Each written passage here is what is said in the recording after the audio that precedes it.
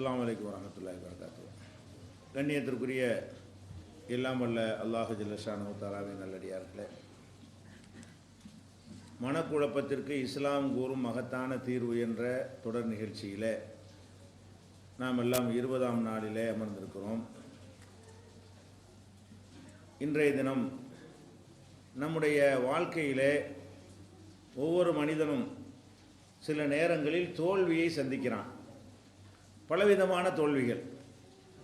இந்த தோல்விகளை கண்டவுடனே துவண்டு போய் அதையே நினைத்து கவலைப்பட்டு ஒரு மன சஞ்சலத்திற்கும் குழப்பத்திற்கும் ஆளாகிவிடக்கூடிய காட்சியை நம்ம பார்க்கிறோம். தோல்வி என்பது கூட 2 வகையான தோல்வி இருக்கிறது. ஒன்று ஒரு போட்டியில் 2 பேர் 3 பேர் மத்தியில் உள்ள ஒரு போட்டி வைத்து அதில் சிலர் மாத்திரம் ஜெயிக்கக்கூடிய போட்டிகளில் தோற்று போகிறதுன்னு ஒன்று இருக்கிறது. உதாரணமாக ஒரு விளையாட்டு போட்டி இருக்கிறது.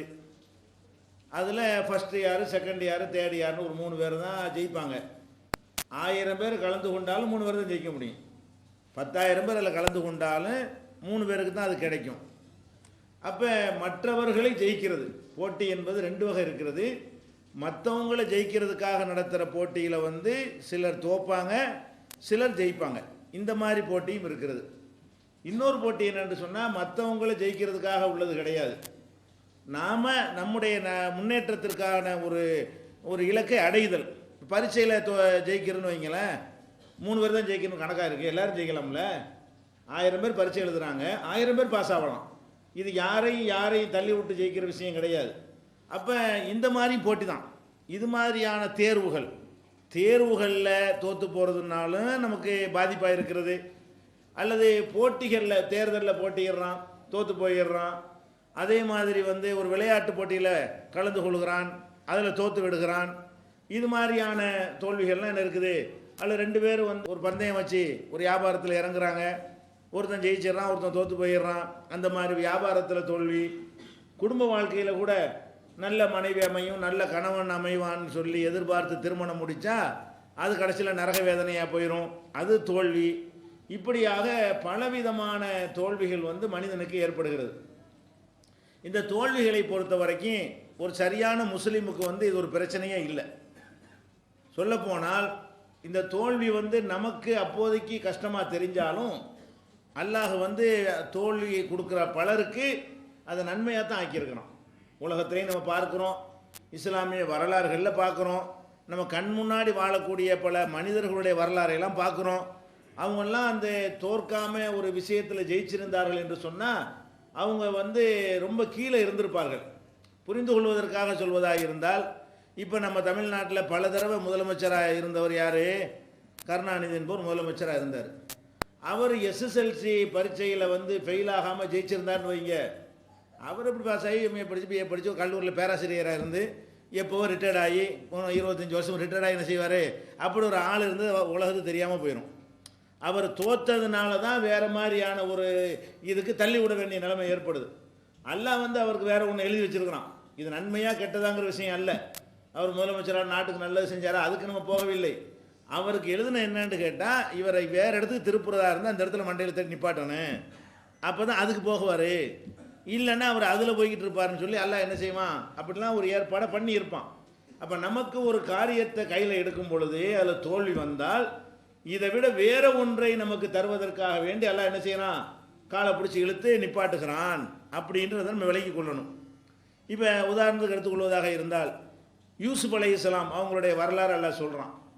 அவங்களுடைய சகோதரர்கள் அவரை இழுத்துக்கிட்டு போய் கிணத்துல தள்ளி கொலை செய்ய முயற்சிக்காமல் வீட்டிலே அண்ணன் தம்பியாகவே வாழ்ந்திருந்தாங்கன்னு சொன்னால் அவர் அந்த குடும்பத்தில் 10-11 பேரில் அவர் ஒரு ஆளாக இருந்திருப்பார்.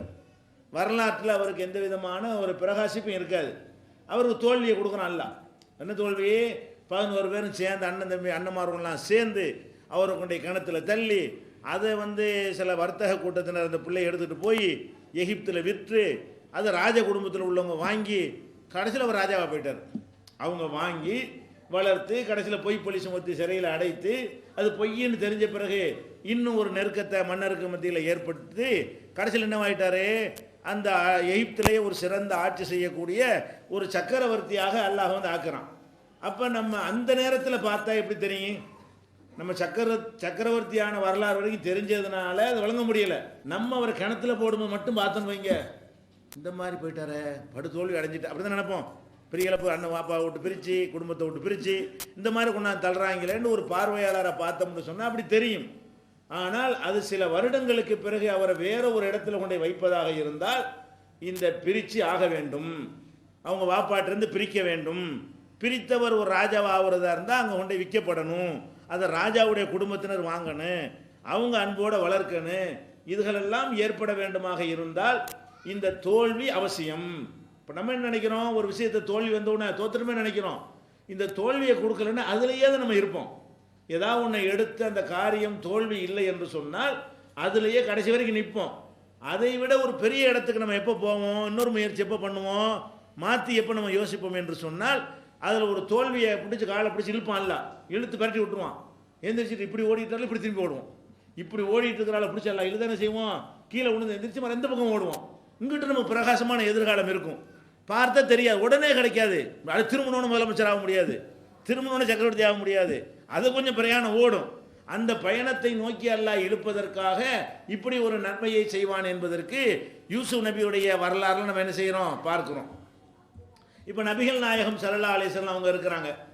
அவங்கள ஒரு தாய் தந்தையோட ஒரு அரவணைப்போட உள்ளவராக வளர்த்துருக்கலாம்ல. அவங்க தாய் வயிற்றில் இருக்கும் பொழுதே தகப்பனார் இறந்து போயிடுறாரு. அவங்க பிறந்து கொஞ்ச நாளில் தாயையும் இழந்துடுறாங்க. ஒரு அனாதையாக அவங்க என்ன செய்கிறாங்க, அனாதை தானே, தாயும் தந்தையும் இல்லை என்று சொன்னால் அது சித்தப்பாவாக இருந்தாலும் தாத்தாவாக இருந்தாலும் சரி, அது அனாதை தான். அந்த பெத்த பிள்ளைக்கு கொடுக்கக்கூடிய ஒரு உபசரணையும் மரியாதையும் ஒரு கவனிப்பும் யாருக்கு இருக்காது? அண்ணன் பிள்ளையா இருந்தாலும் தம்பி பிள்ளையா இருந்தாலும் பெத்த பிள்ளை மாதிரி கண்டிப்பாக வளர்க்க மாட்டாங்க. அதனால ஆடுமைக்கு அனுப்புனாங்க.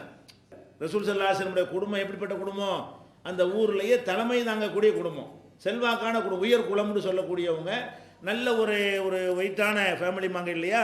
அந்த மாதிரி வெயிட்டான ஃபேமிலியில் அவங்க பிறந்திருக்கும் பொழுது ரசூல் ஸல்லல்லாஹு அலைஹி வஸல்லமுடைய வாப்பா இருந்திருந்தாருன்னு சொன்னால் அவங்கள எழுத படிக்க தெரிந்தவராக, ஒரு படிப்பாளியாக ஆக்கி, ஒரு சிறந்த ஒரு ஒரு அறிஞர்னு எல்லாத்தையும் பேர் வாங்குற அளவுக்கு என்ன செஞ்சிருப்பார், அதுக்கு தான் பாடுபட்டிருப்பார். அப்படி இருந்தால் அல்லாஹ்வுடைய தூதர்னு போய் குர்ஆனை சொல்லும் பொழுது அவருடைய திறமையில் சொன்னார்ன்னு இருப்பாங்க. என்ன சொல்லியிருப்பாங்க? படிச்சிருக்காருல்லப்பா, ஒரு பெரிய விஷயமா இது மாதிரி சொல்கிறது, அவர் திறமை, நல்ல மொழியை நல்லா கற்றுக்கிட்டு என்ன செய்கிறாரு, திறமையில் இந்த குர்ஆனை தானே இட்டு கட்டி அல்லாஹ் தந்ததாக சொல்கிறாரு அப்படின்னு சொல்லியிருப்பாங்க. அல்லாஹ் என்ன செய்கிறான், அது வரக்கூடாது என்று சொன்னால் இவர் ஆடு மேய்க்கிறவராக இருக்கணும், எழுத படிக்க தெரியாதவராக இருக்கணும், எந்த புஸ்தகத்தையும் வாசிக்காதவராக இருக்கணும். புஸ்தகத்தை வாசிக்கிறவராக இருந்தால் காப்பி அடித்து சொல்கிறான்னு இருப்பாங்கல்ல. புஸ்தகத்தை வாசிக்கிறவராக இருந்தால் என்ன செய்வாங்க, பல நூல்களையும் வட்டிச்சு என்ன செய்கிறார், திறமையாக வாசித்து கொஞ்சம் கூட முடிய கலந்து இவர் அடிக்கிறாருன்னுருவாங்க. அப்போ எழுத படிக்க தெரியாதமாக ஆக்குறது தோல்வி தானே. அவங்க வயசில் உள்ள ஆட்கள்லாம் வீட்டில் அந்தஸ்தாக இருக்கும் பொழுது அவங்க ஆடு மேய்க்க அனுப்புனது ஒரு தோல்வியாக இல்லையா, ஒரு இழப்பு தானே. பார்த்தா என்ன தெரியும், அவங்க பிள்ளை நல்லா வளர்க்குறாங்க, இந்த பிள்ளைய ஆடு மேய்க்க விட்டாங்கன்னு நினைப்போமா இல்லையா? அப்போ ஒரு இழப்பு தான். படிப்பு கிடைக்கலன்றா அது ஒரு தோல்வி தானே. நம்ம பரீட்சையில் ஃபெயிலாக போனால் தோல்வி நினைக்கிறோம், படிப்பே இல்லையே, ஜீரோ, ஒன்றுமே கிடைக்கவே இல்லையே, அது தோல்வி தானே. அறவே படிப்பு இல்லைன்னா ஒரு தோல்வி தான். அப்போ படிப்பை இல்லாதவராக ரசூல் ஸல்லல்லாஹு அலைஹி வஸல்லம் இருந்து அது மாதிரி அவங்க ஆடு மேய்ச்சி இந்த மாதிரி ஒரு அற்பமான வேலைகளுக்கெல்லாம் கூலிகளுக்கெல்லாம் அனுப்பப்பட்டது. நாளைக்கு இறை தூதர்னு சொல்லும் பொழுது ஒரு வாயை திறக்கக்கூடாது. அதுக்காக தான் அல்லாஹ் என்ன சொல்லி காட்டுறான், குர்ஆனில் இதை சொல்லி காட்டுறான். அப்படி சொல்கிறான், மா குந்த தகுத்துஹு பி யமீனிக்க, நீ உன்னுடைய வழக்கரத்தால் நீ எழுதி கொண்டிருக்கவில்லை, உனக்கு எழுதவும் தெரியாது. உனக்கு எழுத படிக்க தெரிந்திருந்தால் இதன் லர்தாபல் முபத்திலூன், வீணர்கள் இந்த குர்ஆன் விஷயத்தில் சந்தேகப்பட்டிருப்பார்கள். குர்ஆனில் சந்தேகப்பட்டால் உன்னை தூதர் நம்ப மாட்டார்கள். அவர் படித்தான்லப்பா, திறமையில் குர்ஆன் அவ்வளோ இலக்கியமாக இருக்கிறது, அவ்வளோ உயர்ந்த நடையில் இருக்கிறது, அதை சொல்லக்கூடியவர் படிக்காதவராக இருக்கிறார். அதுதான் குர்ஆனுடைய ப்ளஸ்ஸு. குர்ஆனுடைய சிறப்பு இதில் தான் இருக்குது. இவருக்கு சொன்னவர் அல்லாஹ்வுடைய வேதம்னு சொல்லக்கூடியவர் படிக்காதவராக இருக்கார், எந்த நூலையும் அவர் வாசிக்க தெரியாது, இலக்கியங்களை படித்தவர் கிடையாது, மொழி புலமை அவருக்கு கிடையாது. ஒரு ஆடு மேய்க்கிற ஆளுக்கு உரிய நாலேஜ் தான் அவருக்கு மொழியை பொறுத்த வரைக்கும் இருக்கும். அந்த மாதிரியான ஒரு ஆள் இறைவேதம் என்று சொல்கிறார். அது பெரிய பெரிய விற்பனர்களை எல்லாம் தோல்வியுறை செய்யக்கூடிய உயர்ந்த நடையில் இருக்கிறது. அப்போ இந்த படிக்காத ஒரு ஆள் இப்படி சொல்ல முடியாது என்றால் அவருக்கு வேற ஒரு இடத்திலிருந்து இது வருகிறது, ஒரு பெரிய இடத்திலிருந்து இந்த மெசேஜ் வருகிறது. சவால் வேறு விடுது, கொண்டு வாடா பார்ப்போம், இது மாதிரி இந்த குரானை போல கொண்டு வான்னு சவால்லாம் விடும் பொழுது அவன் ஏன் திகைச்சு போகிறான்? அது இவர் வந்து படிக்காதவராக இருந்தார், இப்படிப்பட்ட ஒருத்தர் சொன்னால் அது இறைவன் தான் நினைக்கிறோம்.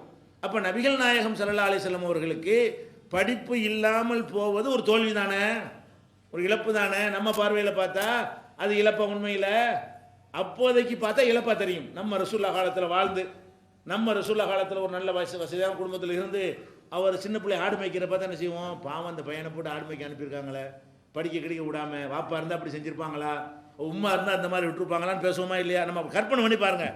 அப்படி ரசூல்லா சின்ன பிள்ளையா இருந்த காலத்துக்கு நீங்கள் போயிருங்க, நீங்கள் இருந்து வெளியில் பார்வையாளராக பாருங்கள். அவள் பார்த்தா என்னவா தெரியும்? அவருக்கு பெரிய தோல்வியான வாழ்க்கையை கொடுத்துட்டாங்க. படிப்பு கொடுக்கல, ஒரு நல்ல ஒரு நாலேஜ் கிடைக்கக்கூடிய வாய்ப்பெல்லாம் பறிச்சுட்டு ஆடு மேய்க்க விட்டுவிட்டாங்க. அதுவும் கூலிக்கு, சொந்த ஆடு மேய்ச்சாலும் பரவாயில்லை, அற்பமான கூலிக்கு என்ன செய்கிறது, ஆடு மேய்க்க விட்டுட்டாங்கன்னு நினைக்கிறமே. ஆடு மேய்க்கக்கூடியவரை ஆக்கணும்னு வேணும்னு தான் ஆக்குறான். எப்போ எதுக்கு ஆக்குறான்?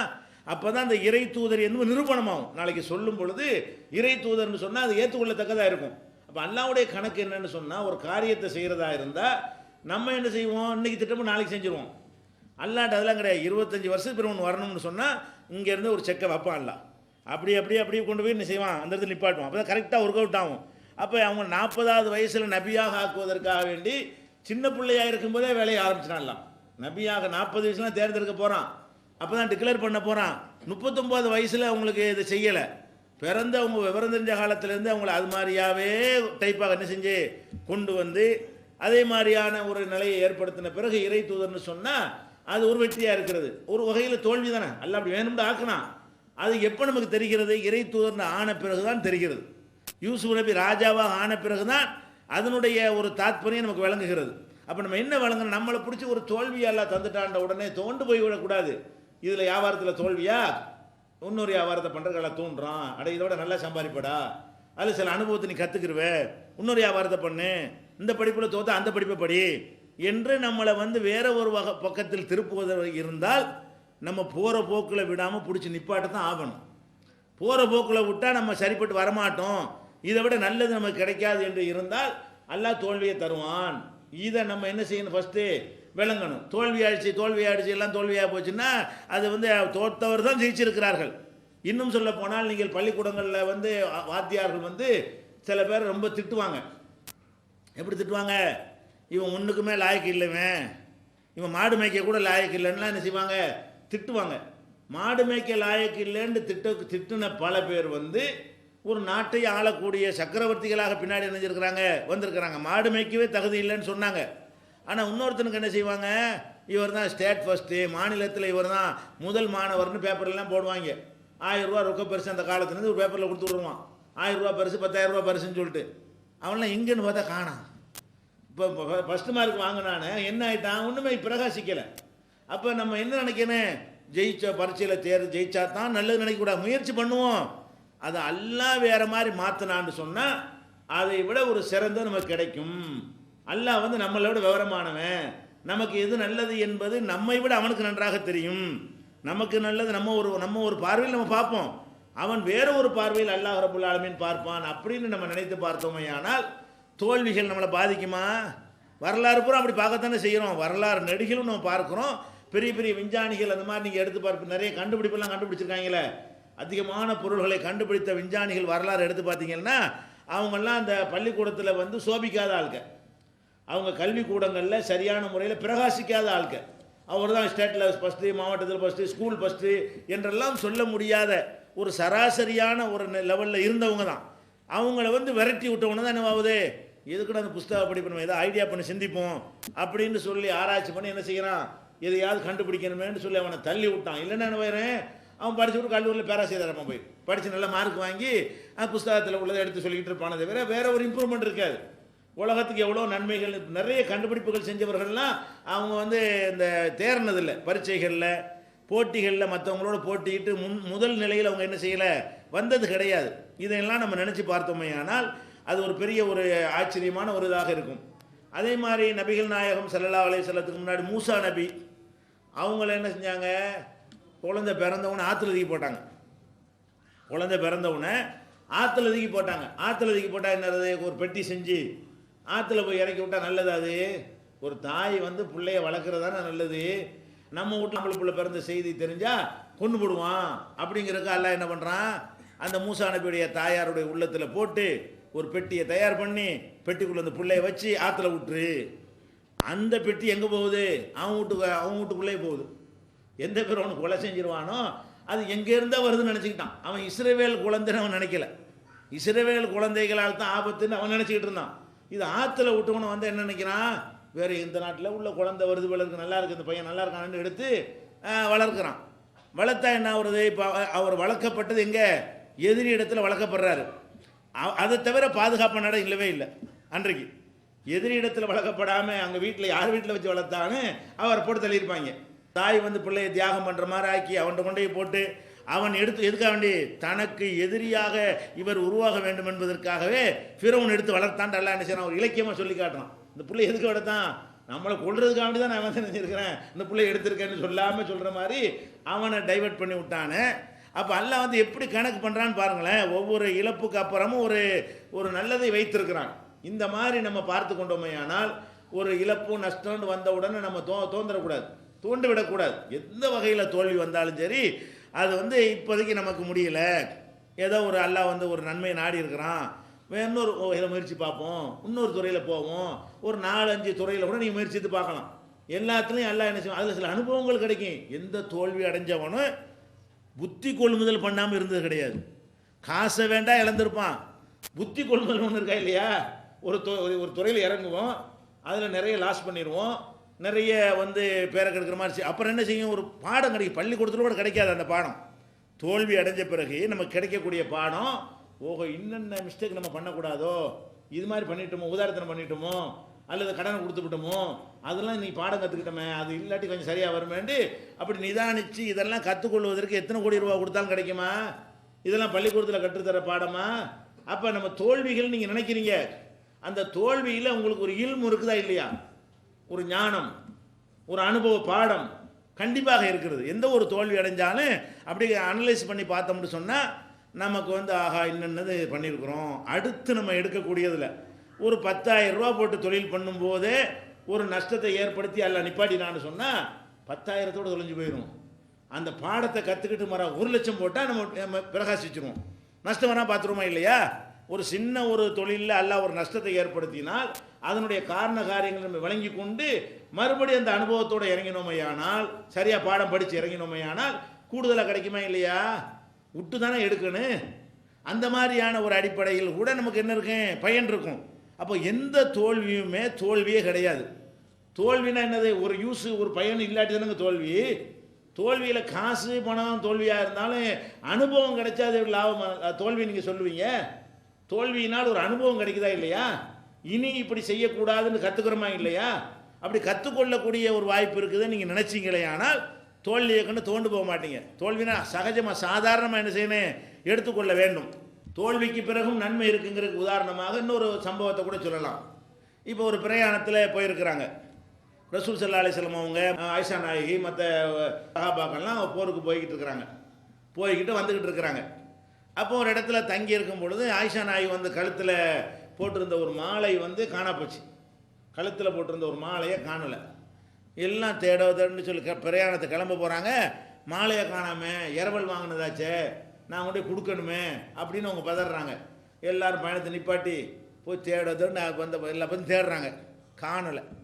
கடைசியில் என்ன ஆச்சு, இப்படி இங்கே இருந்ததுனால தொழுக நேரம் வருது, ஒழு செய்யணும், தண்ணி இல்லை, இந்த மாதிரி வருது. அதுக்கப்புறம் என்ன செய்யுது, அல்லாட்டிருந்து தண்ணி கிடைக்காட்டி தயமம் செய்யுங்கன்னு சட்டம் வருது.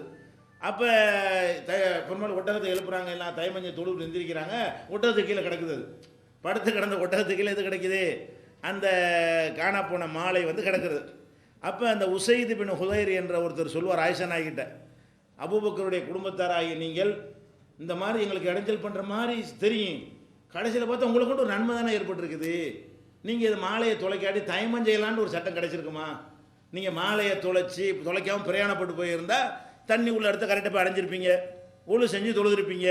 அப்போ இப்படி வந்து நமக்கு உலகத்துக்கே ஒரு கிருபையாக போச்சே. இப்போ ஆயிஷா நாயகி அந்த பொருளை தொலைச்சது அந்த நேரத்தில் அவங்களுக்கு பின்னாடி கிடைச்சி வேற போச்சு. கிடைக்காம இருந்தால் கூட அது அந்த நேரத்தில் அப்படி தெரிஞ்சாலும் இப்போ என்ன, அதனால தானே சட்டம் வந்துச்சு. இந்த மாதிரி ஒரு சட்டத்தை தருவதற்கு தான் நல்லா என்ன செஞ்சான், நிறுத்து, இவங்க தண்ணிக்கு போய் சேரக்கூடாது, இவங்க இப்போ கிளம்புனாங்கன்னா தண்ணி உள்ள இடத்துக்கு சேர்ந்துருவாங்க, தண்ணி கிடைக்காம இப்போ ஆக்கணும், அப்போ என்னன்னு அவங்க யோசிக்கணும், அப்போ ஒரு சட்டத்தை கொடுக்கணுங்கிறதுக்காக கூட எல்லாம் என்ன செய்யணும், இந்த அதாவது அல்லாஹ் வந்து சும்மா சட்டமாக சொல்லிடலாம். அல்லாஹ் வந்து ஒரு சம்பவம் ஏற்படும் தான் சட்டத்தை இறக்குறான். அல்லாஹ்வுடைய ஸ்டைல் என்னன்னா, நம்ம இந்த உம்மத்தை பொறுத்து மற்ற உம்மத்துக்கெல்லாம் மொத்தம் புத்தகத்தை கொடுத்து விடுவான். ரசூலுல்லாஹ்வுக்கு என்ன 23 வருஷத்தில் அப்பப்போ சூழ்நிலையில் வரும், பிரச்சனை வரும்போது வசனம் வரும். அதனால தான் மக்கள்கிட்ட வந்து நடைமுறையோடு ஒத்து போன ஒரு வாழ்க்கை நெறியாக இது அமைந்திருக்கிறது. சும்மா ப்ராக்டிக்கலாக தத்துவமாக இருந்த புத்தகத்தை படிக்கவே மாட்டாங்க. அப்பப்போ பிரச்சனை வரும்போது சொன்னோம்னு சொன்னால் அது உள்ளத்தில் ஆழமாக பதியும். அப்போ இந்த தண்ணி இல்லைன்னு ஒரு நிலைமை ஏற்பட்டு தண்ணி இல்லை என்ன செய்யணும் இப்படி பரவணும், செய்தி பரவணும், எப்படி தண்ணி இல்லாமல் ஒழு செய்ய எப்படி தொழுகிறது அப்படின்னு அனைவருடைய வாயிலிருந்து அந்த கேள்வி பிறக்கணும். அப்போ வரும் இந்த மாதிரி தண்ணி இல்லாவிட்டால் தயமம் செய்யுங்கள். அப்போ ஒரு இழப்பு தானே இது. அதாவது நகை காணாமல் போகிறது என்பது ஒரு இழப்பு. அது அடுத்தவங்களுடைய நகை இரவல் வாங்கி இருக்கும்போது காணா போனால் டபுள் இழப்பு. நம்ம நகை பேசாமல் உட்காந்துடலாம், அப்புறம் அங்கே போனால் கழுத்தை பிடிப்பாங்களே, அப்போ ரெட்டை இழப்பு. இப்படி ரெட்டை இழப்பை கொடுத்ததுனால அப்போதைக்கு ஒரு டென்ஷனாக ஒரு மனக்கவலை அதிகமாக இருந்தாலும் இந்த ஒரு ஆயத்தை தருவதற்கு, இந்த சட்டத்தை தருவதற்காக கூட எல்லாம் என்ன செய்கிறான், இப்படி ஒரு வேலையை செய்கிறான். அப்போ நம்ம என்ன வழங்கணும், அல்லாஹ் வந்து எதை செஞ்சாலும் அதுக்கு பின்னாடி அது ஒரு தூரனோ கூட அவன் ஒரு காயை நகர்த்திக்கிட்டு இருக்கிறான். அதனுடைய விளை 1 வருஷத்துலையோ 2 வருஷத்துலையோ 10 வருஷத்துலையோ கூட என்ன செய்யும் தெரியும். மக்காவிலேருந்து ரசூல் ஸல்லல்லாஹு அலைஹி வஸல்லம் விரட்டப்படலைன்னா ஒரு பெரிய சக்கரவர்த்தி உண்டாயிருக்குமா? மக்காவில் ரசூல் ஸல்லல்லாஹு அலைஹி வஸல்லம் பிரச்சாரம் பண்ணுறாங்க, எல்லா பேரும் மாலையை போட்டு வரவேற்று வாங்க சூப்பராக பண்ணுறீங்கன்னு சொல்லிட்டு இருந்தான்னு வைங்க, புசுக்குன்னு அங்கேயே போயிடும். அப்படி தானே போயிடுறேன். அப்போ பிரச்சனையை பண்ணி ஆட்டி வாங்கி வேலைக்கு ஊரை விட்டு ஓடணும்னு அந்த உத்வேகம், விரட்டப்பட்டவர்களுக்கு ஒரு வெறி வரும்ல. அல்லாஹ்வுடைய ரசூலை இறை தூதருங்கிற முறையில் வஹீயின் அடிப்படையில் அவங்க செயல்பட்டாலும் அவங்களுக்கு பக்கபலமாக சஹாபாக்கள் இருந்தாங்களா இல்லையா? அவங்க ஏன் உத்வேகத்தோடு நின்றாங்க? நம்மளை ஊரை விட்டு விரட்டியிருக்கிறாங்க, அதுக்கு சரியான பாடம் கற்பிக்கணும்னு அடிமனசில் பதிஞ்சிரும். அடிமனசில் என்ன செய்யும், அவர்களுக்கு முன்னாடி நம்ம நின்று காட்டணும் என்கிற ஒரு உத்வேகம் அவர்களுக்கு எதனால் ஏற்பட்டுச்சு? அதனால தான் பதிரில் வந்துக்கிட்டு 300 பேரை வச்சுக்கிட்டு அவ்வளோ பேரை அடித்து விரட்ட முடிஞ்சு. பாதிக்கப்படாமல் இருந்திருப்பார்களே ஆனால் இந்த மாதிரி உத்வேகமாக அவங்க போரிட்டு இருப்பார்களா? அப்போ இன்றைக்கி இஸ்லாமிய ஒரு பெரிய சக்கரவர்த்தி சாம்ராஜ்யத்துக்கு அதிபதியாக ரசூல் ஸல்லல்லாஹு அலைஹி வஸல்லம் வந்து மரணித்தார்கள் என்று சொன்னால் அவர்கள் விரட்டப்பட்டது காரணம். அந்த ஊரை விட்டு விரட்டப்பட்டு வேற ஒரு இடத்துல, அப்போ தான் விரட்டலைன்னா அங்கே ஒரு தளம் உண்டாகாது, அங்கே ஒரு பேஸ் உண்டாகாது. அதுக்கு அந்த எதிரிகள்லாம் இல்லைன்னு சொன்னால் தயாரிப்புகள் செய்வோமா? எதிரி இருந்தால் தானே தயாரி. நம்ம தௌஹீதில் நீ பார்க்குறோமே, எந்த ஊரில் வந்துக்கிட்டு நீ எப்படி வேணாலும் ஜெயிக்கிறான்னு வளர மாட்டேங்குது. ஒரு ஊரில் என்ன செய்யுங்க, விரல் ஆட்டிக்கிட்டு போ, நெஞ்சில் கட்டிக்கிட்டு போ, தொப்பி போட மாட்டேன் போடாத, அல்வாத்தியை ஓத மாட்டேன் ஓதாத அப்படின்னு தாங்கிட்டு வைங்க, அதோட மௌத்து. அந்த ஊரில் வளரவே செய்யாது. அந்த ஊரில் என்ன செய்யாது, இருக்கிறவனுக்கே பிடிமானம் வர மாட்டேங்குது. அடிப்போம் கொண்டு விட வேண்டாம் தானே செய்யுது, கொண்டு விடுயா பாப்பமா இப்படி வருமா இல்லையா? அப்போ எல்லாம் என்ன செய்கிறான்னா அதில் ஒரு தோல்வி, ஒரு எதிர்ப்பு, பிரச்சனை, பஞ்சாயத்து, அடித்தடி கலாட்டம் அந்த மாதிரி வந்தால் தான் அப்போ நம்ம இதை நிலைநாட்டி ஆகணுங்கிற ஒரு உத்வேகம் வந்து எதிர்க்கிற ஊர்களில் எல்லாம் தான் வளர்ந்துச்சு. எதிர்ப்பு இல்லாத ஊர்களில் எல்லாம் சரின்னு எங்கே சொல்கிறானோ அதான் ரொம்ப ஆபத்தான் பயப்படுறோம். ஒரு ஊர்லேருந்து அடிச்சுட்டான் உடைச்சிட்டான்னா சந்தோஷம் தான் படுறோம், இது இன்ஷா அல்லாஹ் இது வளர்ந்துடும். ஏன்னா அல்லாஹ் வந்து அதுக்குரிய சூழ்நிலை இப்படி தான். அல்லாஹ்வுடைய ஸ்டைல் அப்படி தான். ஒரு தோல்விக்கு பின்னாடி தான் அல்லாஹ் என்ன செய்யறான், இன்னமால் உசுரி யுசுரா, சிரமத்தோடு லேசும் கலந்துருக்கு, உனக்கு தெரியாது. இன்னமால் உசுரி யுசுராங்கிறது 2 தடவை ஒரு விஷயத்தை அடுத்தடுத்து சொல்கிற அந்த ஒரு வசனம் மட்டும்தான். ஒரே விஷயத்தை 2 டைம் அடுத்தடுத்து ரிப்பீட் பண்ணுறான்ல.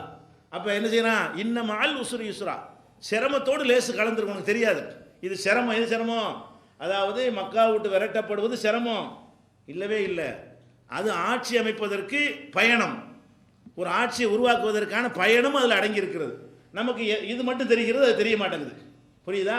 அவர் கிணத்துல போடுவது சிரமம், அது வந்து அவர் ஜனாதிபதி ஆவதற்குரிய பாதையில் பயணப்பட்டாருங்கிறது அதில் உள்ள நன்மை. இப்படி எல்லாம் என்ன செய்யறான், எல்லா சிரமங்கள்லையும் அதில் உசுரோட யுசுர் இருக்குது. உசுர்னா சிரமம், யுசுர்னா லேசு. எல்லா சிரமத்தோடையும் லேசு கலந்துருக்குது, நீ அதை கவனத்தில் கொண்டுக்கேன்னு எல்லாம் செய்யறான். அப்படி தான் நமக்கு உலகத்தையும் செட்டப் பண்ணி வச்சிருக்கிறான் எல்லாம். இதை நம்ம புரிஞ்சுக்கிட்டோம்னு சொன்னால் நமக்கு வந்து எந்த விதமான தோல்விகள் வந்தாலும் நம்ம அதை சாதாரணமாக எடுத்துக்கொள்வோம். இதுக்கு சில உதாரணத்துக்கு பாருங்களேன். இப்போ நபிகள் நாயகம் ஸல்லல்லாஹு அலைஹி வஸல்லம் அவர்கள் மக்காவிலேருந்து விரட்டப்பட்டாங்க. விரட்டப்பட்டு ஒரு 6 வருஷம் ஆகிவிட்டது. பல போர்கள்லாம் சந்தித்து அதுக்கெல்லாம் பிறகு 6வது ஆண்டு சஹாபாக்களை அழைத்து கொண்டு சொந்த ஊரில், காபத்துல்லாங்கிறது அவங்களுடைய சொந்த ஊரில் உள்ள அல்லாஹ்வுடைய ஆலயம், அந்த ஊர்க்காரர் என்ற முறையில் அவங்களுக்கு அந்த கூடுதலான உரிமையும் அதில் இருக்கிறது. அப்போ தவாப் செய்வதற்காக வேண்டி என்ன செய்கிறாங்க, ஹிஜ்ரி 6ஆம் ஆண்டு அவங்களுடைய தோழர்களோடு புறப்பட்டு வர்றாங்க. 1400 பேர் மொத்தம்.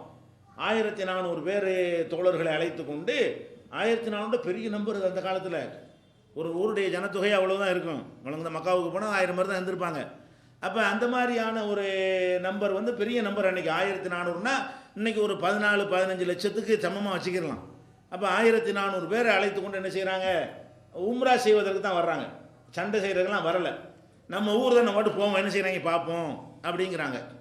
அப்போ போகும்போது என்ன செய்கிறாங்கன்னா, பெரிய கூட்டத்தோட முகமது நபி வர்றாருன்னொன்னே அவங்க என்ன செய்கிறாங்க, வழி மறிக்கிறாங்க. அந்த ஊருக்காரங்க மக்காவாசிகள் என்ன செய்கிறாங்க, ஊருக்குள்ளே நுழையிறதுக்கு முன்னாடி வழி மறித்து நீங்கள் வரக்கூடாது, இப்போ வரக்கூடாதுங்கிறாங்க. ஆனால் இவங்க கூட்டத்தையும் பார்க்குறாங்க. இவங்க நினச்சா உள்ள நுழைஞ்சிடலாம். நம்பர் பெருசாக இருக்குதா இல்லையா, நம்பர் பெரிய நம்பரோடு வந்திருக்கிறாங்க. இப்போ வந்து நம்ம எதிர்த்தாலும் ஆபத்து, விட்டாலும் நமக்கு தோல்வி அப்படிங்கிறான். என்ன பண்ணுறாங்கன்னு கேட்டால், ஹிக்மத்தாக ஒரு பஞ்சாயத்து வர்றாங்க.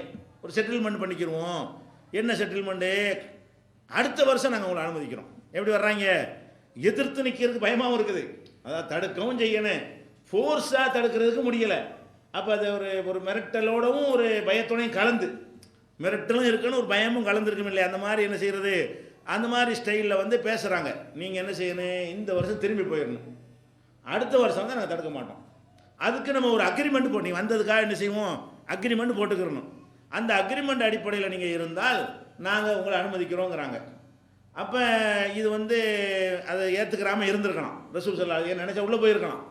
நினச்சாங்கன்னு சொன்னால் அவங்க இருக்கிற அந்த நம்பருக்கு 1400 பேர்னா உள்ளூரில் 1000 பேர் தான் இருப்பான். அப்போ இதே நம்பர் அளவுக்கு இருப்பான். அப்போ இவங்கெல்லாம் பொறுக்கி எடுத்த ஆளுக்கு வேறு 1400 பேரும் அதுக்கண்டே என்ன செய்கிறாங்க, தயார் நிலையில் உள்ள ஒரு ஆட்களாக படுகளவர்கள்லாம் இருக்க மாட்டார்கள். அந்த மாதிரி இருக்கிற நேரத்தில் என்ன செய்கிறாங்க, இந்த ஒப்பந்தம் வந்தவுடனே அல்லாஹ் வந்து ஏற்றுக்கிற சொல்கிறான். சரி ஒப்பந்தம் பண்ணுங்கிறான். பண்ணுனா பார்த்தா என்ன இருக்குது, ஏன் இப்படி பின்வாங்கன்னு, நம்ம உள்ள நுழைஞ்சு நம்ம ஊர் அல்லாஹ்வுடைய ஆலயம், நம்ம சண்டைக்கு போகலை, வழிபாடு இபாதத்து செய்ய போகிறோம், இவன் ஏன் அதை தடுக்கிறான், நம்ம நம்பரோடு போதுமான நம்பர்லாம் இருக்கிறோம், நினச்சா உள்ளுக்கு போயிடலாம் அப்படிங்கிற மாதிரி எல்லாருக்கும் ஒரு ஆத்திரமாக இருக்கிறது. ரசூல் ஸல்லல்லாஹு அலைஹி செய்கிறாங்க, இறைவன்கிட்டருந்து அந்த ஏற்றுக்கொள்ளலாம்ங்கிற வகி அடிப்படையில் அதை வந்து சரி ஒப்பந்தம் பண்ணிக்கிறோம் அப்படிங்கிறாங்க. அப்போ உமர் கேட்குறாங்க, அல்லாஹ்வுடைய தூதரே நம்ம ஹக்கில் தானே இருக்கிறோம், ஆமாம், அவங்க வந்து பாத்திலில் தப்பில் தானே இருக்கிறாங்க, நம்ம சத்தியத்திலான இருக்கிறோம், ஆமாம், அவங்க தவறில் தானே இருக்கிறாங்க, ஆமாம், அப்பயும் அவங்களுக்கு நம்ம பண்ணியணும், நம்ம சரியான பாதையில் இருந்தால் நம்ம புள்ள போயிட வேண்டியது தானே அப்படிங்கிற அந்த அது தோல்வினா எவ்வளோ பெரிய தோல்வி. அதாவது இபாதத்து செய்ய வந்து தடுத்து திரும்பி போனால் தோல்வி தானேங்க. நம்ம ஒரு மாநாட்டுக்கு ஏற்பாடு பண்ணி தடுத்துட்டாங்கன்னு எவ்வளோ கோவம் வருது, ஒரு பொதுக்கூட்டத்துக்கு ஏற்பாடு பண்ணி தடுத்துட்டாண்டா எவ்வளோ கோவம் வருது. இது எவ்வளோ பெரிய ஒரு மேட்ரு, எத்தனை மைல்கள் பிரயாணம் பண்ணி, சாதாரண விஷயமா 300-400 கிலோமீட்டர் அங்கேருந்து பிரயாணம் பண்ணி வர்றதுன்னா எவ்வளோ பெரிய கஷ்டமான இது, எத்தனை நாள் அதுக்கு மெனக்கட்டுருக்கனே, எவ்வளோ பெரிய தியாகங்கள்லாம் பண்ணியிருக்கனே, அவ்வளோ பண்ணி கிட்டத்தில் நெருக்க வீட்டில் வச்சுக்கிட்டு திரும்பி போனால் எப்படி இருக்கேன், அதை ஏற்றுக்கிற கூடாண்டு ஒரே படியாக நிற்கிறாங்க எல்லா சகாபாக்களும். அது சுல்லாக ஏற்றுக்கிறாங்க. ஏற்றுக்கிட்டு அவங்க கண்டிஷன் வர போகிறாங்க. என்ன கண்டிஷன், 3 முக்கியமான கண்டிஷன், நிறைய கண்டிஷன் இருக்கிறது, 3 முக்கியமான கண்டிஷன். ஒன்று, அடுத்தாண்டு நீங்கள் வரும்போது 3 நாள் தான் தங்கணும், கண்டிஷன் போடுறாங்க. 3 நாள் தான் என்ன செய்யணும், உம்ரா செஞ்சு ஓடுறது தானே, இங்கே டேரா போடுறதுக்கு வரக்கூடாது, உங்கள் ஊர் பிறந்த ஊர் மாமாட்டு ஊரை மச்சான் வீட்டுக்கு விருந்துக்கு போகிறலாம் இருக்கக்கூடாது, வரணும் உம்ரா செய்யணும், 3ஆவது நாள் பிறப்பிட்டு போயிடணும், ஒரு கண்டிஷன். அந்த 3 நாள் என்ன செய்யணும்னு கேட்டால், வாளை தவிர வேறு எந்த ஆயுதம் வச்சுருக்கக்கூடாது, ஈட்டி அம்பு வில்லு இதெல்லாம் வச்சிடக்கூடாது. அந்த வாளும் உரையில் போடப்பட்டு தான் வரணும். வாளுங்கிற எல்லோரும் வச்சுருப்பாங்க. அந்த காலத்தில் வாள் என்பது எல்லார்ட்டையுமே இருக்கும். வாள் இல்லாமல் ஒருத்தனை கற்பனை பண்ண முடியாது அந்த காலத்தில். அது சட்டையை கழட்டிட்டு வாண்டா எப்படி இருக்குது அந்த மாதிரி உள்ளது. நம்ம காலத்தில் வாள் தேவையில்லாத காலத்தில் வாழ்கிறோம். அந்த காலத்தில் ஆட்சி அதிகாரம்லாம் இல்லை, அந்த மாதிரி வழிப்பறி கொள்ளைகள்லாம் இருப்பாங்க. எல்லாருமே என்ன செய்வாங்க, வாள் எப்போதுமே கையில் வச்சுருப்பாங்க. ரசூல்லா கூட மதீனாவில் என்ன செஞ்சாங்க, உங்களோட வாளை ஈட்டி வைத்திருக்கக்கூடியவர்கள் வந்து அம்பு பகுதியை கூர்மை பகுதியை தரையை பார்த்தபடி பிடித்து நடங்க. மதீனாவில் சும்மா இருக்கும் வாள் எடுத்து தான் போவாங்க. ஒரு நாய் ஒரு படம் போட்டுறது, இது மாதிரி உள்ள விஷயத்துக்கெல்லாம் ஒரு தேள் வந்து அடிச்சு போடுவாங்க. அந்த வாளோட வந்து அப்படியே வந்து இரண்டரை கலந்து போன ஒரு சமுதாயம் அது, அரபு சமுதாயம். அப்போ என்ன செய்கிறாங்க, இவங்களும் வாள் வச்சுக்க தானே செய்வாங்க. வாளோட வாள் மட்டும் வச்சுக்கிறங்க, ஏன்னா அது மஸ்ட்டு நமக்கு முக்கியமான ஒரு ஆயுதமாக இருக்கிறது. அது உரையில் போடப்பட்டிருக்கணும். இடுப்பில் ஒரு உரை போட்டிருப்பாங்க, உரையில் சொருவி இருக்கணுமே தவிர கையில் பிடித்து கொண்டு வரக்கூடாது. வாழை கையில் எடுக்காமல் நீங்கள் வரணும் அப்படிங்கிற மாதிரி 3 நாள் தான் தங்கணுன்ட்டாங்க. அடுத்து என்ன செய்கிறாங்க, இங்கே உள்ள யாராவது உங்களோட திரும்பி வந்தாங்கன்னு சொன்னால் சேர்த்துக்கிறக்கூடாது. இங்கேருந்து ஒரு ஆள் வந்தாருன்னா என்ன செய்யக்கூடாது, எங்களில் சேர்ந்த ஒரு ஆள் உங்களோட வர்றேன்னு சொன்னார்னா நீங்கள் உங்கள் இதில் சேர்த்துக்கொள்ளக்கூடாது. உங்களிலேருந்து உள்ள ஆளுக்கு யாராவது இங்கே தங்கிடுறோம் அப்படின்னு சொன்னாங்கன்னா விட்டுருணும். உம்ராவுக்கு வர்றீங்கல்ல, 200 பேர் நாங்கள் மக்காவில் தங்கிடுறோம் அப்படின்னு சொன்னாங்கன்னு வைங்க, எங்கள்கிட்ட விட்டுட்டு போயிடணும். உங்கள் ஆளுக்கு வந்து உம்ராவுக்கு வரும்பொழுது இங்கே தங்கிட்டாங்கன்னா விட்டுட்டு போயிடணும். எங்களில் மக்காவாசிகள் கொஞ்சம் பேர் உங்களுக்கு திரும்பி போகும்போது 1400 வர்றீங்களா, இன்னொரு 200 சேர்ந்து 1600 போனால் விட மாட்டோம். 1400 தான் போகணும். எங்கள் ஆளுக்கு யாரையும் கூட்டிகிட்டு போயிடக்கூடாது. உங்கள் ஆளுக்கு விரும்பலைன்னா விட்டுட்டு போயிடணுன்றவுடனே எல்லோரும் கோபம் தாங்க முடியல. சகாபாக்களுக்கெல்லாம் என்ன இது பைத்தியக்காரத்தனமாக இருக்குது, ஒப்பந்தமாக இது, நம்மளை கூட ரொம்ப இழிவுபடுத்துகிறாங்க, நம்மளை ரொம்ப டவுன் ஆக்குது, இது நமக்கு மானம் அப்படின்லாம் ரோசப்படுறாங்க, கோவப்படுறாங்க. பொறுமையாக ரசூல் ஸல்லல்லாஹு அலைஹி வஸல்லம் செய்கிறாங்க, அந்த அக்ரிமெண்ட்டில் கையெழுத்து போடுறாங்க. போட்ட உடனே ஆயத் இன்னா ஃபதஹனா லக ஃபதஹன் முபீனா, உமக்கு தெல்ல தெளிவான வெற்றியை தந்து விட்டோம். தோல்வி இது பயங்கரமான தோல்வி நம்ம பார்வையில். ஏன்னா உம்ரா செய்ய முடியலை, அவன் சொல்ல கேட்குறோம், 3 நாள் தான் கண்டிஷன் அவன் போடுறான். அவன் ஆட்களை வந்து வந்தால் சேர்த்துக்கிற கூடாதான், நம்ம ஆட்களை வந்து அவன் சேர்த்துக்கிறவானா, என்னங்கடா சமநிலையில் இருக்க வேண்டாமா அப்படின்லாம் பார்த்தோம்னு சொன்னால் ஒரு அநியாயமாக தெரிகிறது. ஆனால் அல்லாஹ் என்ன சொல்கிறான், இது வேற ஒரு வேலைக்கு இதை செய்கிறேன், இது மகத்தான வெற்றி. இன்னா ஃபதஹனா லக ஃபதஹ முபீனா, தெளிவான வெற்றியை நம்ம தந்துட்டோம் அப்படிங்கிறான். கடைசியில் என்ன ஆச்சு, இந்த ஒரு வருஷத்துக்கு இடையில் மக்காவோட நிறைய பேர் இஸ்லாத்தை ஏற்று ரசூலுல்லாஹ்ட்ட அப்போவே ஒருத்தர் வருவார், ஒப்பந்தம் நடந்துகிட்டு இருக்கும்போது ஒருத்தர் வருவார், என்னை குடும்பப்படுத்துகிறாங்க உங்களை சேர்த்துக்கிறங்கண்டு கையெழுத்து போடப்பட்டிருக்காது. அப்போ என்ன செய்வாங்க, ரசூல் ஸல்லல்லாஹு அலைஹி வஸல்லம் சேர்த்துக்கிறலாம் நினைக்கும் பொழுது அவங்க மறுப்பாங்க, அதெல்லாம் முடியாது, என்ன பேச்சு ஒப்பந்தம் கையெழுத்தாவலையப்பா, அதெல்லாம் கிடையாது, எங்கள்கிட்ட ஒரு ஆள் வந்து சேர்த்துக்கிற கூடாதா இல்லையா, நீ எங்கள்கிட்ட திருப்பி அனுப்பு அப்படின்ட்டுருவாங்க. அவரை திருப்பி அனுப்புவாங்க. அவர் என்ன செய்வார், தப்பிச்சு ஓடி போயிடுவார். இப்படியே ஒவ்வொருத்தராக போய் அங்கே ஒரு தனியாக ஒரு இடத்துல அவங்க ஒரு அசம்பிள் பண்ணி இருந்துக்கிட்டு இவங்க போகிற வரலாம் குடைச்சல் கொடுக்குறது. இப்போ ரசூலுல்லாஹ்ட்ட போய் சேர்ந்து அப்படிலாம் செய்ய முடியாது. இவங்க யாரெல்லாம் இஸ்லாத்தை ஏற்றுக்கொள்கிறார்களோ அவங்களாம் என்ன செய்கிறது, மக்காவிலேருந்து புறப்பட்டு ரசூலுல்லாஹ்ட்ட வரமாட்டாங்க. இவர் அபுஜந்தல் அவர் குடியிருக்கிறார்கள், அந்த இடத்துக்கு போயிடுவாங்க. ஒருத்தரா 5, 10, 20, 30 நாங்கள் பாட்டு கூட்டிகிட்டு இருக்குது. இவங்க வியாபாரத்துக்கு போக முடியலை, அவங்க வழிமறிக்கிறது, இடைஞ்சல் பண்ணுறது. ரசூலுல்லாஹ்ட்டை முறையிடையில முறையிட்டா நாங்கள் சேர்த்துக்கல, இன்னும் வேணாண்டி பற்றி விட்டோமே, அவங்க எங்கள் கண்ட்ரோலில் இல்லையே, நீ தான் அங்கேருந்து வர்ற ஆளுங்களை சேர்க்க வேணான்ட்டேன், நாங்கள் சேர்த்துக்கிறல, அவன் செஞ்சால் நான் எப்படி பொறுப்பாளியாக வந்தவொடனே அவங்களே வந்து மென்மையாக வந்து இறங்கி வர்ற அளவுக்கு நிலைமை ஏற்பட்டு போச்சு.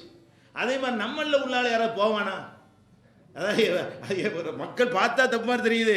ஒரு தௌஹீதோட்டு எனக்காவது போயிருக்கானா, இத்தனை வருஷம் பிரச்சாரம் பண்ணிகிட்டு இருக்கிறோம், தௌஹீதை நோக்கி தான் மக்கள் வர்றாங்களே தவிர தௌஹீத் ஜமாத்துன்னு 10 பேர் வெளியே போனாங்கன்னு இருக்காது. ஆனால் வேற ஒரு காரணிக்கப்பட்டிருப்பாங்க, வேற ஒரு அந்த மாதிரியான போயிருப்பாங்களே தவிர இந்த கொள்கை தப்பு, இதை விட அது கபூர் தான் சரி, மதுஹப் தான் சரின்னு யாராவது போயிருக்காங்களா, ஒருத்தர் போக மாட்டாங்க. அதனால் இது பெரிய லாஸே இல்லை. அவங்க ஏட்டில் வேண்டாம் அவங்க ஜெயிச்சிருக்கலாமே தவிர யார் ரசூலுல்லாஹ்ட்ட இருந்து யாருக்கு திரும்பி தங்கிட போகிறா.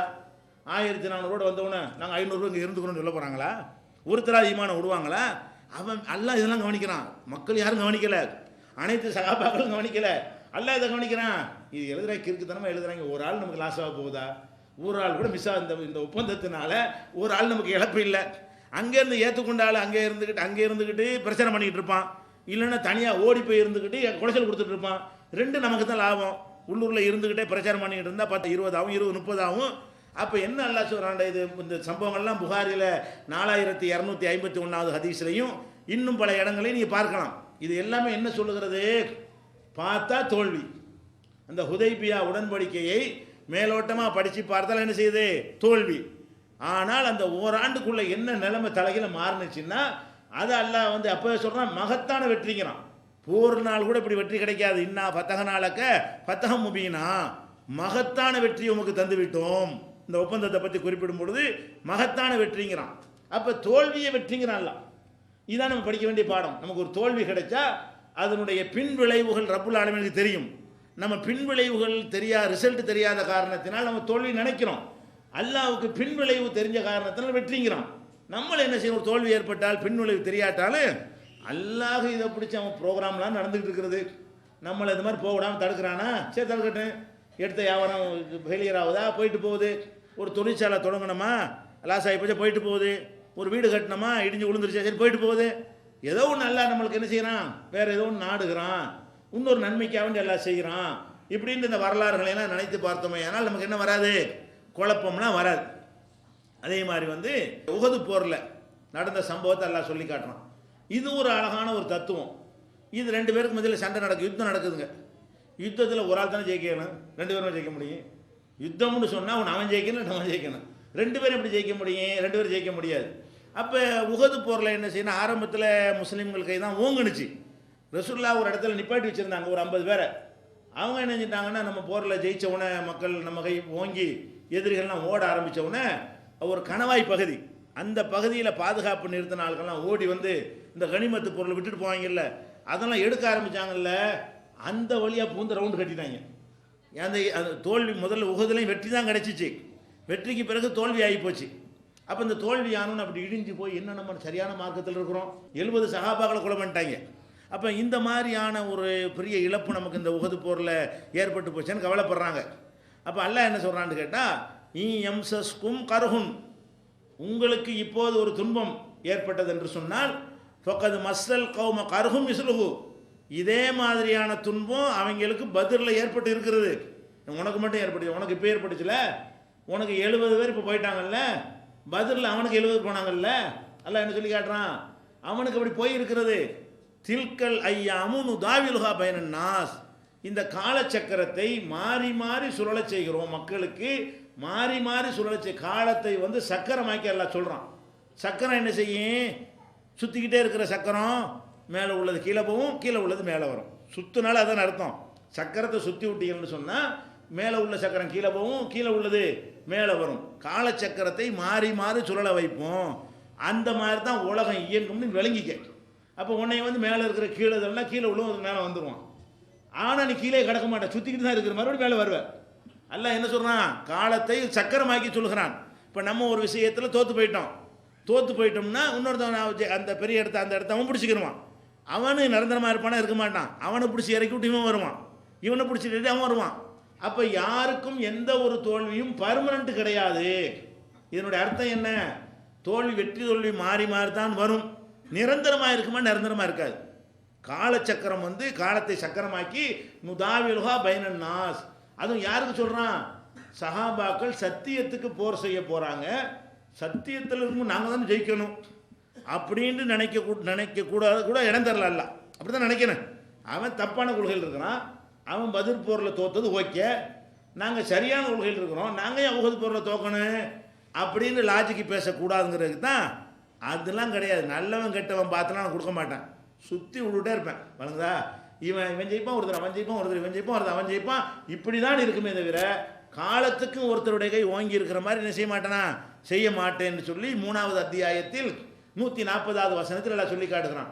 இன்னும் சொல்ல போனால் அதே உஹது போரில் ரசூல் ஸல்லல்லாஹு அலைஹி வஸல்லம் அவர்களுக்கு வந்து காயம் ஏற்பட்டு அது தோல்வி தானே, மயங்கி விழுந்து மூத்தா போயிட்டாங்கன்னு வதந்திகள்லாம் பரவி கூட இருந்த சகாபாக்கெல்லாம் விட்டுட்டு ஓடி நிறைய சகாபாக்கள் நினைச்சிட்டாங்க இனிமேல் ரெண்டா பின்னி எடுத்துருவாங்க, நம்ம கை தாழ்ந்துருச்சு, எதிரிகள் கை ஓங்கிருச்சுன்னு சொல்லி எல்லாம் ஓட்டம் பிடிக்கும் பொழுது அப்போ ரசூல் ஸல்லல்லாஹு அலைஹி வஸல்லம் என்ன செய்கிறாங்க, வேதனை தாங்க முடியாமல், எப்படி இந்த மாதிரி நபியை வெட்டி போட்டு நீங்கள் எப்படா நீங்கள் ஜெயிப்பீங்க, ஒரு நபியுடைய முகத்தில் இரத்த காயத்தை பூசிவிட்டு நீங்கள் ஜெயிப்பீங்களா, கைஃப யுஃப்லிஹு கௌமுன் ஷஜ்ஜு வஜ்ஹ நபியுஹும் பித்தமி, நபியுடைய முகத்தில் இரத்த சாயம் பூசியவர்கள், இரத்த காயத்தை ஏற்படுத்தியவர்கள் எப்படி ஜெயிப்பார்கள் அப்படின்னு என்ன செய்கிறாங்க, ரசூலுல்லாஹ் சொல்லி போடுறாங்க.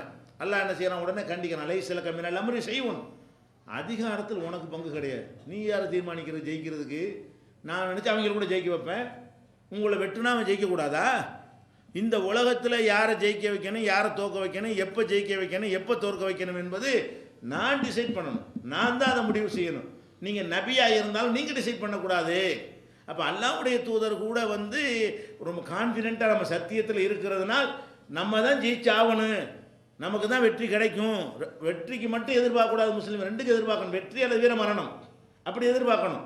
அவங்க வெற்றி நமக்கு தான் கிடைக்குங்கிற பேசும். அல்லாஹ் என்ன செய்கிறான், அப்படி சொல்லாதே, இந்த அதிகாரம் உனக்கு இல்லை அப்படின்னு அல்லாஹ் கண்டிக்கிறது என்ன செய்கிறோம், நம்ம வந்து குர்ஆனில் 3வது அத்தியாயத்தில் 128வது வசனத்தில் பார்க்குறோம்.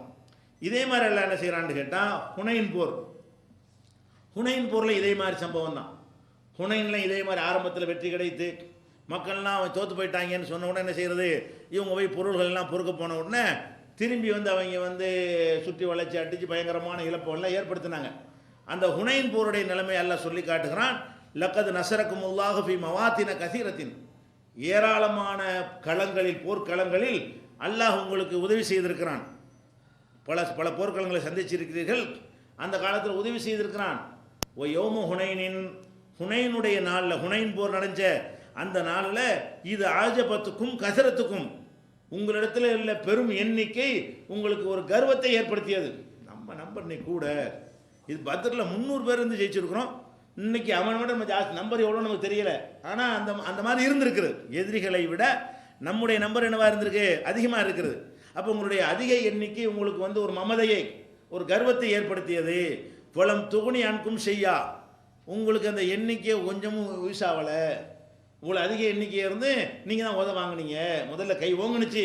நம்ம பெருங்கூட்டமாக இருக்கும்போது எவன் நம்மளை ஜெயிக்க முடியும் என்று எப்போ நினைத்தீர்களோ அப்போ உங்களுக்கு அந்த எந்த ஒரு நன்மையும் தரவில்லை. ஓ லாக்கத்து அலைக்கும் அருள் பிமா ரஹபத், பூமி விசாலமாக இருந்தும் உங்களுக்கு சுருங்கி விட்டது. இப்படி சுருங்கி போன மாதிரி தெரியும் தோல்வி அடையும் போது. சும்மா வல்லைத்து முதுபிரின், புறம் முதுகிட்டு ஓடினீர்கள். சஹாபாக்கள்லாம் புறம் முதுகிட்டு ஓடினார்கள், பின்வாங்கி ஓடினார்கள். அப்போ ஒருத்தர் கேட்பார், ஹுனைன் போரில் எல்லாரும் புறம் எதிர்த்து ஓடினீங்களா? எல்லாரும் ஓடவில்லை, நாங்கள் ஓடினோம். எல்லாரும் ஓடவில்லை, அல்லாஹ்வுடைய ரசூல் ஓடவில்லை. அந்த நேரத்தில் நினைச்சாங்க ரசூல் ஸல்லல்லாஹு அலைஹி வஸல்லம் கடுமையான அந்த அப்பாஸ் குதிரையை பிடித்து கொண்டிருக்க, குதிரை மேலே ஏறி உட்கார்ந்து, ஆன நபியும் லா கதீப், நான் அல்லாஹ்வுடைய தூதர், இது பொய் இல்லை, ஓடமாட்டேன். நபினை ஓடக்கூடாதுல, எல்லாரும் ஓடினாலும் நான் ஓட மாட்டேன் என்றாங்க. சஹாபாக்கெல்லாம் ஓடுறாங்க. ஆன நபியும் லா கதீப், நான் ஒரு நபி, இது பொய் இல்லை. அனபுன் அப்துல் முத்தலீப், நான் அப்துல் முத்தலீபுடைய பேர, வீரத்துக்கு பேர் பெற்றவர், அதையும் சேர்த்துக்கிறாங்க. நான் அப்துல் முத்தலீபுடைய பேரனாக்கேன், நான் ஒரு நபியாக்கேன், இது பொய் அல்ல, நாங்கள் நிற்பேன். ஒரு நபி எந்த காலத்திலையும் பின்வாங்கி ஓட மாட்டார், அது ஒரு பெரிய ஆதாரம். போர்க்களத்தில் புறமுதுகிட்டு ஓடக்கூடாது, ஜெயிக்கணும் இல்லாட்டி சாவணும். அதான் நபியுடைய தன்மை என்பதை நான் நிரூபித்து காட்டுவேன் சொன்னாங்க. இந்த கவிதை சத்தம் போட்டு சொன்ன உடனே ஓட்டம் பிடிச்சாலும் திரும்பி வந்து மர அசம்பிள் ஆகி ரசூல் அவ்வளோ போல்ட்டாக செய்கிறாங்களே, நின்று தான் பார்ப்போம்னு சொல்லிட்டு செய்கிறாங்க. திரும்பி வந்து பிடிச்சி மர ஜெயிச்சாங்க. திரும்பி வந்து நினைச்சாங்க, அந்த இழப்பை வந்து ஈடுகட்டுற அளவுக்கு நடந்துச்சு. அப்போ நம்ம என்ன பார்க்குறோம், நம்பர் அதிகமாக இருந்தும் தோல்வி வரலாம். ஒரு மண்டையில் தட்டுறதுக்காக கூட எல்லாம் செய்யலாம். ஒரு கர்வமாக ஏதாவது வரும்போது, மூசா நபியை தட்டினானா இல்லையா? மூசா நபி அந்த மக்கள்கிட்ட என்ன செய்கிறாங்க, பேசிகிட்டு இருக்கிறாங்க. அப்போ மக்களில் ஒரு ஆள் கேட்குறாரு, இன்றைக்கி மக்கள்லேயே அறிவாளி யாருன்னு கேட்குறாரு. அவர் கேட்குற ஒரு ஆள் என்ன செய்கிறாரு, இன்றைக்கி இருக்கிற உலக மக்களில் பெரிய அறிவாளி யார்? மூசா நபி தான் அறிவாளி, உண்மையில் சந்தேகம்லாம் கிடையாது. ஆனால் அவர் சொல்லக்கூடாது, அவர் என்ன நான் தான்ட்டார். அவருக்கு ஆன்சர் கரெக்ட் தான், ஆன்சர் தப்பு. அன்னைக்கு இருந்தாலும் ஒரு நபி தானே சிறந்த அறிவாளியாக இருப்பார். இயற்கையால் ஒரு அறிவு ஒன்று இருக்கிறது, வஹீயில் கிடைக்கக்கூடிய ஒரு அறிவு சேரும் பொழுது அவர் தான் அறிவாளி. அப்போ மக்கள் கேட்குறாங்க, யார் அறிவாளின்னு என்ன சொல்லியிருக்கானே, அல்லாவுக்கு தான் தெரியுங்க, இதுக்கு என்னை கூட அறிவு யாருக்கா அல்லா கொடுத்துருப்பேன், எனக்கு என்ன தெரியும் அப்படி சொல்லியிருக்கணும். அவர் என்ன செய்கிறாரு, நான் தான் எல்லாத்துக்கும் உலகத்தில் பெரிய அறிவாளின்ற கேட்டது தான் சொன்னார். அவரை வந்து சொல்லலை, அது பெருமைக்கும் சொல்லலை, உண்மையை சொன்னார் அவர். எல்லாம் நினைச்சிட்டான், அது எப்படி சொல்லலாம், நீ போய் கற்றுக்கிட்டு வண்டி ஒரு ஆள்கிட்ட அனுப்புகிறான். பெருசாகவும் கற்றுக்கல, அவர் முனை விஷயத்தை என்ன செய்கிறாரு, அவருக்கு தெரியாத விஷயத்தை அவர் சொல்லி கொடுத்து கடைசியில் ஒரு விவரமான ஆள் நினச்சிலப்பா, இது தெரிஞ்சவனுக்கு இந்த ஒரு பாடத்தை கற்றுக் கொடுப்பதற்காக வேண்டி அல்லாஹ் வந்து அப்படி செய்கிறான். அப்போ கூட ஒரு உதாரணம் சொல்லி, இந்த ஹில்ருங்கிறவர் இருக்கார் இல்லையா, அவர் மூசா நபிக்கு சொல்லுவார், ஒரு படகுல போய்கிட்டு இருக்கும் பொழுது கடலில் தண்ணீரை காட்டி ஒரு குருவி வந்து என்ன செய்யும், ஒரு சொட்டு தண்ணீரை எடுத்துட்டு மேலே பறக்கும். அப்போ சொல்லுவார், இந்த கடல் தண்ணீரில் இந்த குருவி எவ்வளோ தண்ணி எடுக்கும், அவ்வளவுதான்ப்பா உன் இல்மும் ஏன் இல்மும். அல்லாஹ்வுடைய இல்மோட அறிவோடு ஒப்பிடும் பொழுது கடல்னு வைத்து கொண்டால் இந்த குருவி எவ்வளவு தண்ணீரை வாயில் எடுத்திருக்கு. அதுக்கு தான் அல்லாஹ் அனுப்பி வச்சான். மூசா அனுப்பி அனுப்புனதுக்கு நான் தான் அறிவாளின்னு சொன்னீங்கள, உன் அறிவு இவ்வளவு தான், லட்சணம் இவ்வளவுதான் சொல்லி அல்லாஹ் காட்டுறான். அப்போ அல்லாஹ் வந்து அந்த மாதிரி ஒரு சோதனைக்கு ஒரு தோல்வியை தருவான். நம்ம ஏதாவது மிஸ்டேக் பண்ணியிருப்போம், நம்ம கொஞ்சம் ராங்காக நடந்திருப்போம், திமிராக நடந்திருப்போம், இது ஒரு மண்டையில் தட்டினா தான் வந்து இப்போ லாஸ் வந்தாலும் பண்பாடில் ஜெயிச்சிருவோம்ல. பொருளாதாரத்தில் அந்த மாதிரி நஷ்டம் நமக்கு வந்தாலும் அந்த கர்வம் நமக்கு போனால் நமக்கு நல்லது தானே, திமிரு நமக்கு குறைஞ்சா அது லாபம் தானே, நமக்கு அந்த லாபம் கிடைச்சிருக்கும். எது போயிருக்குங்க, காசு வேண்டாம் நஷ்டமாக இருக்கும். ஆனால் நமக்கு என்ன கிடைச்சிருக்கேன், ஒரு பக்குவம் கிடைச்சிருக்கும், ஒரு பொறுமை கிடைச்சிருக்கும், ஒரு அடக்கம் கிடைச்சிருக்கும், ஒரு பணிவு கிடைச்சிருக்கும், அந்த மாதிரியான நன்மையெல்லாம் கிடைச்சிரும். அதனால் வந்து இதையும் அல்லாஹ் ரப்புல் ஆலமீன் நமக்கு சொல்லி காட்டுகிறான். ஹுனைன் போரை பற்றி 9வது அத்தியாயத்தில் 25வது வசனத்தில் பார்க்கலாம். அதே மாதிரி வந்து ரசூல் பாருங்கள், தோல்வியை எப்படி லைட்டாக எடுத்துக்கிறது என்பதற்கு நபிகள் நாயகம் ஸல்லல்லாஹு அலைஹி வஸல்லம் வாழ்க்கையில் அவங்க அவங்க எவ்வளோ ஈஸியாக எவ்வளோ சாதாரணமாக எடுத்துக்கிறாங்க என்பதற்கு இது ஒரு ஆதாரம். அவங்கள்ட்ட வந்து அலுபாங்கிற பேரில் ஒரு ஒட்டகம் இருந்தது. ஒட்டகத்தில் அந்த காலத்தில் பேர் வைப்பாங்க. இப்போவும் நான் செல்லமாக வளர்க்குற பிராணிகளுக்கு பேர் வைக்கிறாங்க இல்லையா? செல்லமாக வளர்க்குற பிராணி யாரும் தான் செய்வாங்க. செம்மறியாட்டு கிடைக்கல, ஆட்டுக்கெல்லாம் பேர் வைக்க மாட்டாங்க. செல்லமாக யாரும் வளர்க்குறது, திங்கிறதுக்கு வளர்க்குறது. ஆனால் செல்லமாக வளர்க்குறதுக்குன்னு உள்ளதாக இருந்தால் என்ன செய்வாங்க, அதுக்கு ஒரு பேர் வச்சுக்கிடுவாங்க. அப்போ அலுபாங்கிற பேரில் ரசூல் ஸல்லல்லாஹு அலைஹி வஸல்லம் ஒரு ஒட்டகம் இருந்தது. அந்த ஒட்டகம் என்னன்னு கேட்டால் யாராலையும் முந்த இயலாது. அடிக்கடி போட்டிலாம் வைப்பாங்க. எதுக்காக வேண்டிய ரசூல் ஸல்லல்லாஹு அலைஹி வஸல்லம் அவர்கள் ஒரு இலக்கெல்லாம் வச்சு இங்கேருந்து இவ்வளோ தூரம் வரைக்கும் போடுறதுன்னு அவங்க போட்டி நடத்துவாங்க. அதெல்லாம் ஒரு வீர விளையாட்டை ஊக்குவிப்பதற்கு போட்டி நடந்துக்கிட்டு இருந்தால் தான் வீர விளையாட்டில் ஜெயிக்க இயலும். போர் நடக்கிற அன்னைக்கு போய் நின்றான்னு வைங்களேன், அப்போ இந்தியா ஒலிம்பிக்கு போன மாதிரி போயிடும். ஒலிம்பிக்கு போகிறாந்தா ஒரு வருஷமாக உழைச்சி 4 வருஷமாக உழைச்சி தயார் பண்ணி பல விதங்களில் இல்லை வெங்கலத்தை வாங்கிட்டு பெரிய விஷயம் காட்டிட்டு இருக்கிறாங்க. அது அந்த மாதிரி போயிடக்கூடாது. யுத்தம் வரும், வராமல் போகும். பயிற்சி நடந்துக்கிட்டே இருக்கணும். யுத்தம் வந்தாலும் சரி வராட்டாலும் சரி ஒட்டகத்துக்கு பயிற்சி, குதிரைக்கு பயிற்சி. பெருநாண்ணை கூட வில்வித்தை நடத்தினாங்களா இல்லையா? பெருநாண்ணை கூட ரசூல் ஸல்லல்லாஹு அலைஹி வஸல்லம் வரும்போது பள்ளியாசலில் என்ன செய்வாங்க, அபிசீனிய வீரர்கள் வந்து அம்புகளை எய்து ஈட்டிகளை எய்து ட்ரைனிங் எடுத்துக்கிட்டே இருக்கணும். அது பயிற்சி எடுத்துக்கொண்டு இருந்தால் தான் நாளைக்கு சண்டைண்டு வரும்போது ஜெயிக்க இயலும். அப்போ அதுக்கு ட்ரைனிங்கில் விடாமல் ரசூல் ஸல்லல்லாஹு அலைஹி வஸல்லம் நடத்துவாங்க. அந்த மாதிரி ஒட்டகத்துக்கு ஒரு போட்டி வைப்பாங்களா? எந்த போட்டியில் வந்தாலும் இந்த அலுபா ஜெயிச்சிடும். ரசூல்லா வச்சுருந்த அந்த ஒட்டகம் இருக்குல்ல, அந்த ஒட்டகத்தை யாரும் ஜெயிச்சதே கிடையாது. அந்த மாதிரி ரசூல் ஸல்லல்லாஹு அலைஹி வஸல்லம் ஒரு ஒட்டகம் இருந்தது. ஒரு நாள் இதே மாதிரி போட்டி வைக்கும்போது ஒரு கிராமவாசி ஒருத்தர் வந்தார், ஒரு ஒட்டகத்தை கூட்டிகிட்டு வந்தார். போட்டியில் அது ஜெயிச்சிருச்சு. ஜெயிச்சிரு ரசூல்லாவுடைய ஒட்டகத்தை வந்து எந்த ஒட்டகமும் ஜெயிக்கலை. ஒரு கிராமவாசி திடீர்னு வர்றாரு, ஒரு பந்தயம் வைக்கிறாங்க. அந்த போட்டியில் எது முந்திருச்சு? இந்த கிராமவாசியுடைய ஒட்டகம் முந்தி விட்டது. முந்தி விட்டால் ஷக்க தாலிக்கல் முஸ்லிமின், முஸ்லீம்களுக்கெல்லாம் இது பெரிய இடி. ரசூல்லாவுடைய ஒட்டகம் தோற்று போச்சே, ரசூல்லா தோல்விக்கு கவலைப்பட்ட பரவாயில்லை, ஒட்டகம் தோத்தா கூட உங்களுக்கு ஜீர்ணிக்க முடியலை. ரசூல்லாவுடைய ஒட்டகம் தோற்று போச்சே, ரசூல்லாவுடைய ஒட்டகம் தோற்று போச்சேன்னு சொல்லிட்டு பயங்கரமாக அவங்க ஃபீல் பண்ணுறாங்க. அப்போ ரசூல் ஸல்லல்லாஹு அலைஹி வஸல்லம் தெரிஞ்ச உடனே ஹக்குன் அலல்லாஹி அல்லாஹ் எர்ஃபா ஷைஉம் மின துன்யா இல்லா வலாஹு, அல்லாஹ் ஒரு விதியை ஏற்படுத்தியிருக்கிறான். இந்த உலகத்தில் எந்த பொருள் அப்படி மேலே போனாலும் கீழே தூக்கி போடாமல் அல்ல இருக்க மாட்டான். இது என்ன, இதுதான் இப்போ ஜெயிக்கிறதுன்னு வரக்கூடாது இல்லையா? அதுக்கு தலையில் தட்டுமா, அது நியதி. இது ஏன் அழுத்திக்கிறியங்கிறாங்க. யார் ரொம்ப கவலைப்படணும் அவங்க கவலை. கோழிக்கு சண்டை விடுவாங்க, தோத்துருச்சுன்னா தற்கொலை பண்ணிக்கிறான் கோழிக்கு சொந்தக்காரன். மாட்டை விடுவாங்க ஜல்லிக்கட்டில், அடக்கி விட்டான்னு வைங்க, ஒரு மாதம் தூங்க மாட்டான். இவன் மாட்டை ஜல்லிக்கட்டு விழாவில் கொண்டு விடுவான், அடக்காமல் ஜெயிச்சுட்டு வந்தால் பெரிய பெருமை. அந்த மாட்டை பிடிச்சிட்டாங்கன்னு வைங்க, அடக்கிட்டாங்கன்னு வைங்க, அப்போ என்னவாயிரும், அப்படியே என்னமோ ஒரு பொண்டாட்டி பறி கொடுத்த மாதிரி, பிள்ளையை பறி கொடுத்த மாதிரி, ஒரு வானமே இடிஞ்சு தலையில் விழுந்த மாதிரி ஒரு ஃபீலிங் பண்ணுவாங்க. அந்த மாதிரிலாம் இருக்குது. எவ்வளோ லைட்டாக பாருங்கள், இது என்ன பெரிய விஷயம், இப்படி தான் நடக்கும் உலகத்தில். இது ஆச்சரியப்படுறீங்க, மேலே போனால் கீழே வரத்தவை செய்யும். எவ்வளோ லைட்டாக எடுக்கிறாங்க பாருங்க. அல்லாஹ் சொல்கிற மாதிரி காலச்சக்கரத்தை மாறி மாறி சுழல செய்வோம் என்பதை எவ்வளோ ஆழமாக அதை புரிஞ்சுக்கிட்டதுனால ஒரு தடவையும் தோக்காத ஒரு ஒட்டம். முதல் தடவையாக தோத்தா கூட லைட்டாக எடுத்துக்கலாம். இதான் ஜெயிக்கும், இதான் ஜெயிக்கும், இதான் ஜெயிக்கும்னு உலக மக்கள் உள்ளத்துல எல்லாம் பதிவாகி இருக்கும் பொழுது திடீர்னு என்ன செய்யுது, ஒரு கிராமவாசி ஜெயித்த உடனே அப்போ ரசூல்லா என்ன செஞ்சுருக்குன்னு இப்படி இடிஞ்சு போய் ஆடி போய், ஆமாப்பா உங்களுக்கு மாதிரி தான் எனக்கு கவலையாக இருக்குது, நம்ம ஒட்டவும் தோற்று போச்சப்பான்னு நினைக்காம என்ன செய்கிறாங்க. இதுன்னு இப்போ அல்லாஹ் அப்படி தான் அமைச்சு வச்சிருக்கான். உலகத்தில் எதாக இருந்தாலும் மேலேயும் போகும் கீழேயும் வரும்.